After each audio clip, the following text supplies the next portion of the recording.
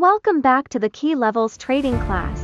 Last time, we learned key levels are like a stock market GPS. Today, we dive into hands-on checking. First, learn to draw key levels manually. Then, verify them with a program. Finally, a bold test. Using S&P 500 stock data. See how many broken key levels in 30 trading days. Ready? Let's begin. First, learn 5 key steps for manual drawing. Step 1. Find clear highs and lows on the daily chart. Look for obvious price reversal points, like finding mountain peaks and valleys on a map. Step 2. Connect at least 2 to 3 touch points. Just 1 or 2 points are not reliable. Multiple points are needed for confirmation. Step 3. Check volume confirmation. Key levels should have high volumes nearby. It shows bulls and bears are fiercely battling here. Step 4. Draw an area, not a single line. Price is a zone, not a precise point. Step 5. Score your drawn key level. More touches and stronger volume mean a higher score.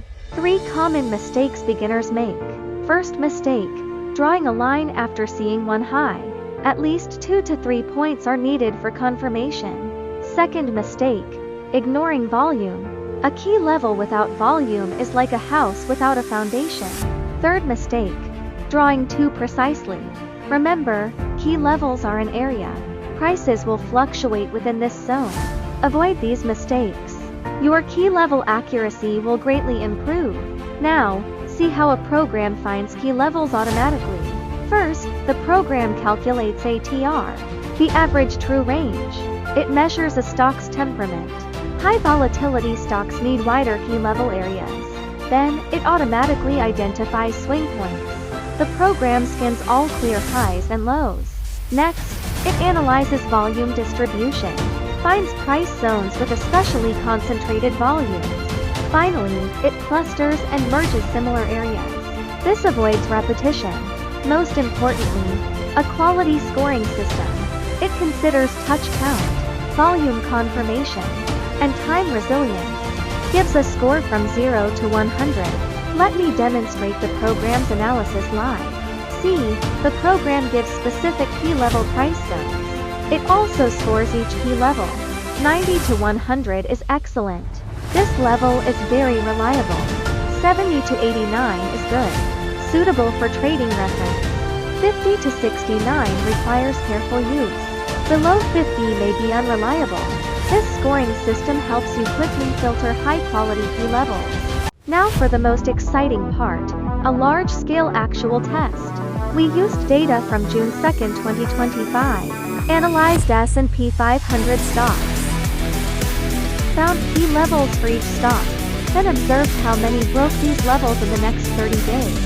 Why this test? The value of key levels is predicting potential price turns. If the program's key levels are valid, breaking them should have statistical significance.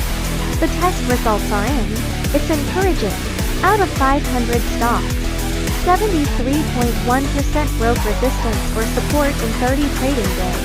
The remaining 26, 9% oscillated within the key level zone.